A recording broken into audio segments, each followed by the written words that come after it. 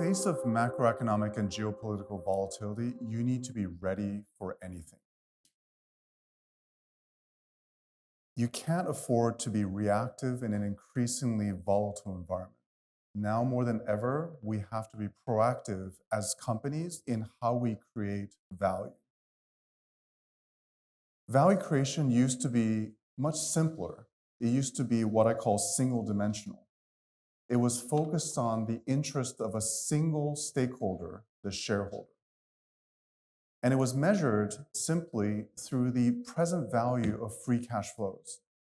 That enabled some companies to make short-term changes that meant increasing their present value of their free cash flows today, but some of them borrowed from the future to pay for that free cash flow today. Time used to run more slowly. News used to travel more slowly through press releases, newspaper articles. So companies felt that they had more time to react when something went wrong. They had more time to plan for mitigating the impact on their brand equity, on their trust with their stakeholders, and in the public, in their communities. Fast forward to today. Every single one of your customers, your employees, and people in your community is an amateur photojournalist. Some single simple occurrence across your entire operations can be captured on someone's smartphone, uploaded to social media, and can instantly affect your company's reputation and trust with your communities and with all of your stakeholders. That means that companies have less time to react, to plan for how they want to manage how their operations are viewed by all their stakeholders. Trust, in other words, is very fragile these days. So value creation has become multidimensional. We need to consider the impact of our decisions as companies on all of our stakeholders, not just shareholders. We have to plan and invest, make intentional investments in our employees, in our customers, and in our communities, in the environment, because all of these are your stakeholders, not just your shareholders. So when you do that, you are able to get value from what is called sustainable value creation. It enables your company to benefit from resilience as the macroeconomic environment changes and is volatile. We need to make investments today in the future because that future can be translated to value today. It's not just the shareholder value, it's also in stakeholder value. Because the operations that you're investing in today can impact the environment, impact what we're talking about here at COP29. It can impact climate change. And that climate change can impact your operations in the services, in your employees and your communities. Ultimately, that can impact your company's value. So,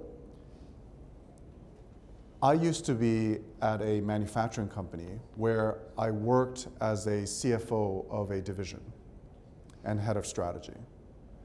I lived this during that time.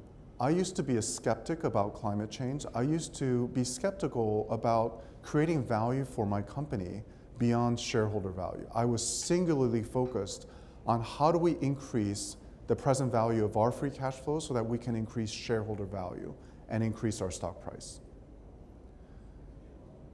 What happened was some of our largest customers came to us and said that if we don't change our practices to a more sustainable practice, they will look for other suppliers. So we had a problem. How are we going to do that?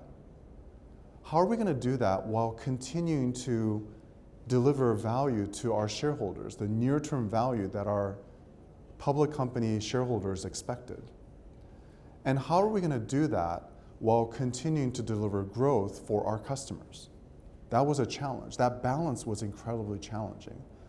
And I was very skeptical that this was going to be important, and I was skeptical that our stakeholders would actually support that. As we did the analysis, we realized that we had to change our entire supply chain. Everything from the chemicals we used in our manufacturing plants to the raw materials we used. We had to be more aware of our farmers that we got our raw materials from. We had to think about how we select the transportation providers that we use to ship our products, because that meant the energies that we use, right? We had to analyze how do we transition the type of energy we use in our manufacturing plants from coal-fired energy to green energy. All the while thinking about how, as we make that transition in our manufacturing plants, that we don't impact our customers. We had to think about how much excess inventory they had in their manufacturing plants, so that as we made the transition, which meant that we had to take down our plants at certain points in time, it doesn't affect their inventory levels. So after weeks of deep analysis, the division president and I presented this to our CEO and our key stakeholders.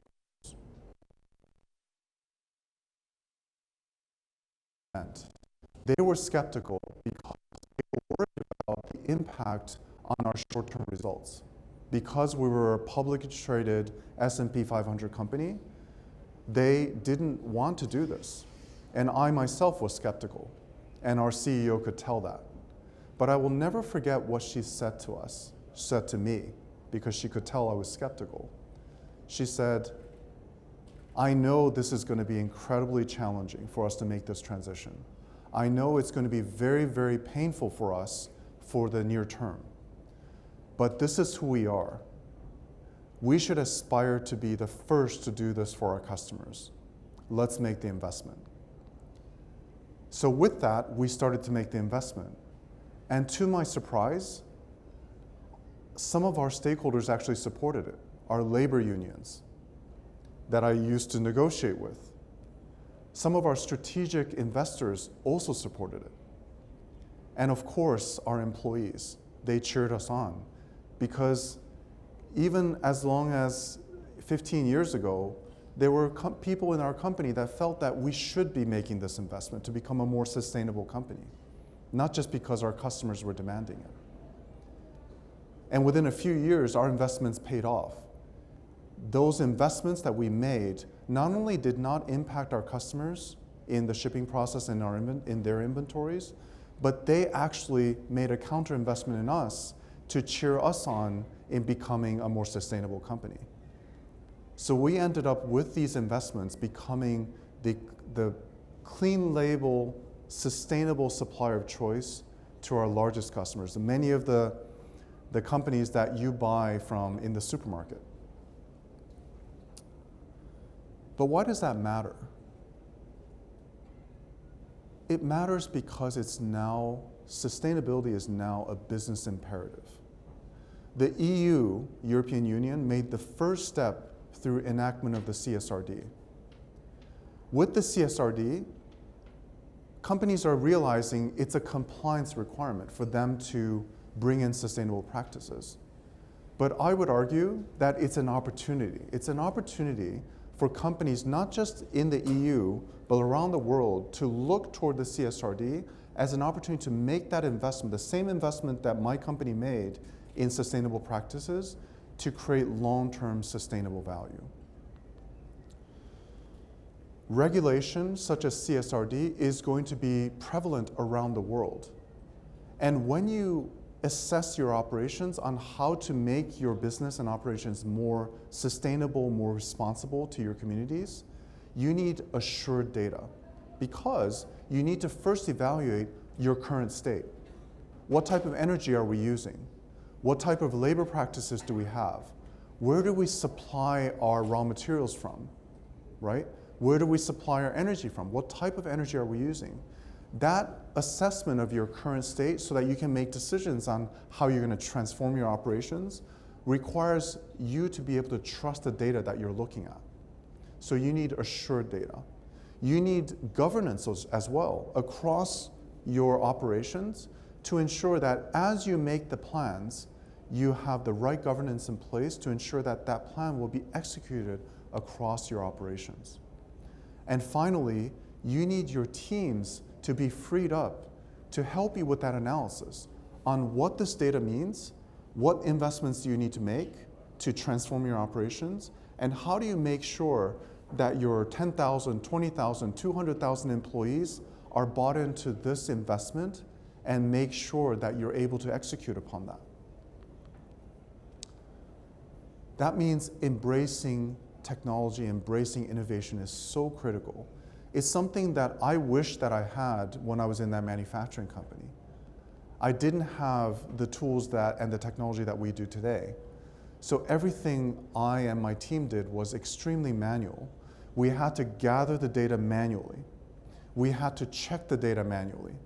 We had to speak to each of our manufacturing plants manually because we didn't have the technology.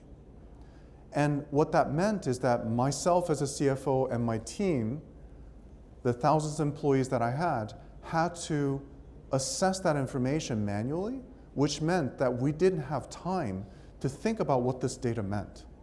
We didn't have time to assess the various pathways that we could achieve that sustainable outcome. It took us weeks, months to do analysis that today could be achieved in hours, days.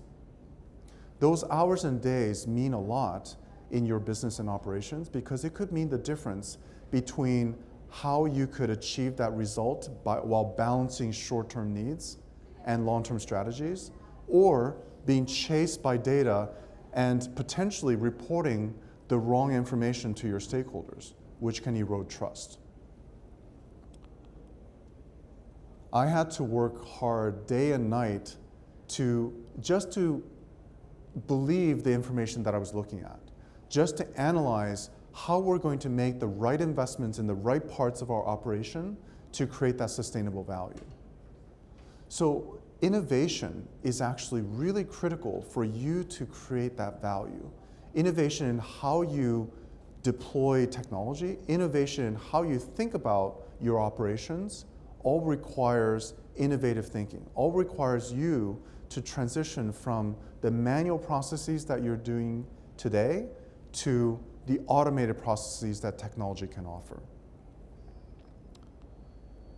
With that, it's not either or. It's not either you make investment in your short term or you make investment in the long term. It's actually both and.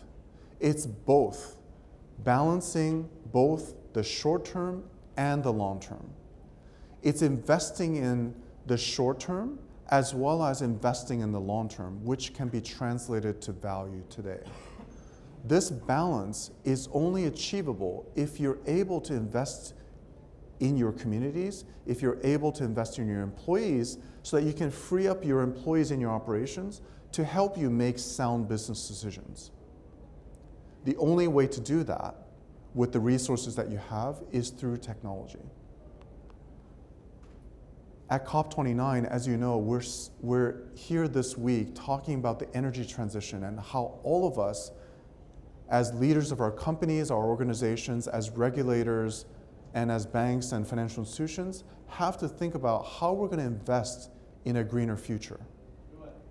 With technology, you'll be able to do that. With technology, you'll be able to automate processes so that you're spending less time on gathering and compiling data and more time thinking about how you're going to invest and transform in your operations. So thank you for joining us today. It's a pleasure being with you, and I hope you enjoy the rest of COP29.